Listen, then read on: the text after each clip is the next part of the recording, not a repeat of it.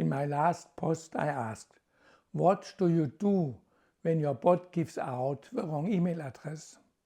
The obvious answer, I'm going to hunt the source of the mistake.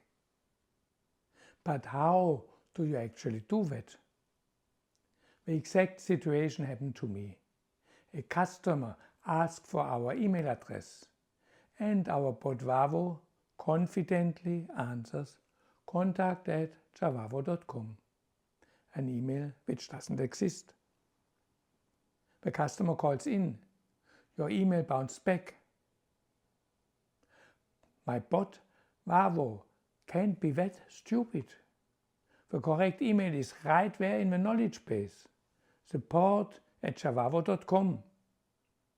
I even thought, should I just create contact@javavo.com? But what if tomorrow he invents info@javavo.com? So here we go. Systematic debugging. I set debug markers like breadcrumbs and discovered something interesting. The request ended up in my support ticket workflow. But why? Why in the support ticket workflow if a user asks for our email address? And if it is in the workflow for creating support tickets, why does the prompt that should ask for the user's name and email address not follow my instructions? Why does it answer the user's request with a fake email address instead? Let me trace back what actually happened. The user had originally asked for our business address. Vavo found it correctly in the knowledge base and answered the question. In the next step, Vavo asked whether he had answered the user's question in full and if he had provided all information the user needed.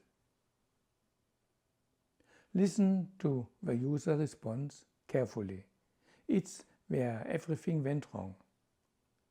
Thank you so much for the great help. Yes, I need also your email address to send you a document.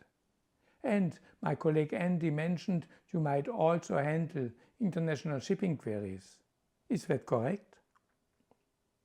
This statement went one step too far for Vavo. It combined an expression of gratitude with two additional questions, one of them very vague.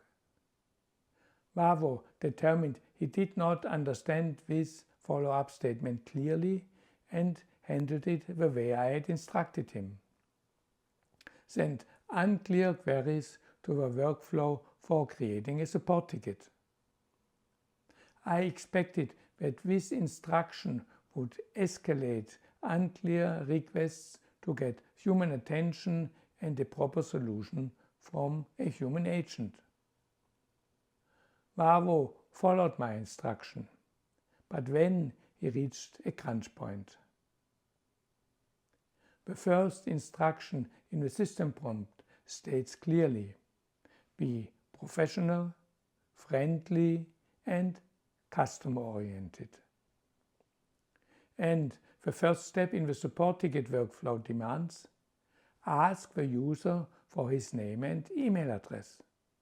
So Vavo thinks, wait, the user asked for my email and I respond by asking him for his email address. That's neither professional, nor friendly, nor customer-oriented. I cannot do this. And here's the kicker. In this workflow step, the bot has no access to the knowledge base. So Vavo decides to be friendly and helpful and assumes they probably have contact@javavo.com. Most companies do, right? The fix was recognizing that my helpful routing decision was the problem. I now ask first for clarification. Still unclear. We end the conversation and ask the user to send an email. Here's what I learned.